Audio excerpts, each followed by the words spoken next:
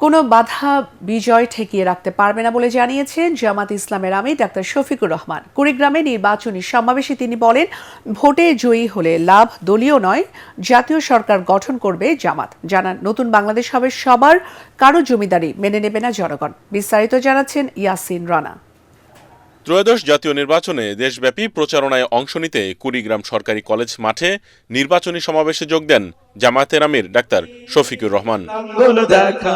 এতে জেলার 4 আসনের নেতাকর্মীরা অংশ নেন। প্রার্থীদের হাতে দাঁড়িপাল্লা প্রতীক তুলে দেন জামায়াতের আমির। শাপলাকলি তুলে দেন কুড়িগ্রাম 2 আসনে এনসিপির প্রার্থীর হাতে।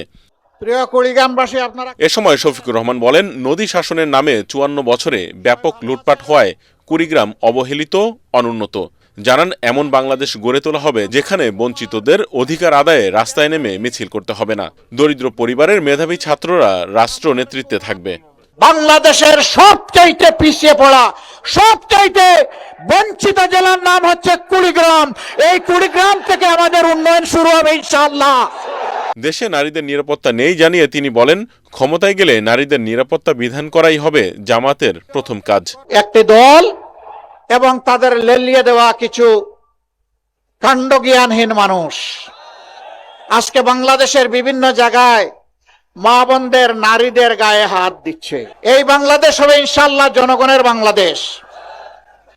আমরা মাদেরকে কথা দিচ্ছি, আমাদের সব কিছুর বিনিময়ে ইনশাআল্লাহ আপনাদের আবাসস্থলে, রাস্তাঘাটে, চলাচলে, কর্মস্থলে, সব জায়গায় আমরা ইনশাআল্লাহ আপনাদের শতভাগ নিরাপত্তা এবং মর্যাদা আমরা নিশ্চিত করব।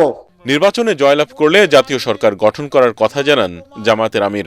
জামাতে ইসলামী এই জোটের সবচেয়ে বড় দল, কিন্তু আমরা কোনো দলীয় সরকার কায়েম করতে চাই না। আমরা কোনো পরিবার এবং গোষ্ঠীতন্ত্র কায়েম করতে চাই না।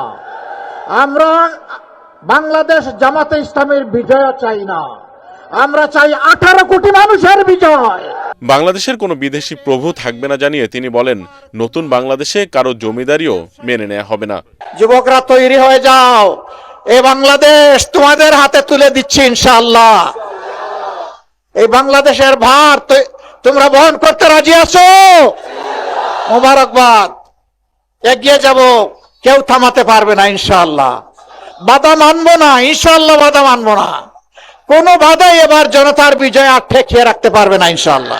ইনসাফ ভিত্তিক রাষ্ট্র গঠন করে চাঁদাবাজ, দুর্নীতিমুক্ত দেশ গড়ার অঙ্গীকার জানান জামায়াতের আমির। কুড়িগ্রামের জনসভা শেষে লালমনিরহাটের সমাবেশে যোগ দেন ডাক্তার শফিকুর রহমান।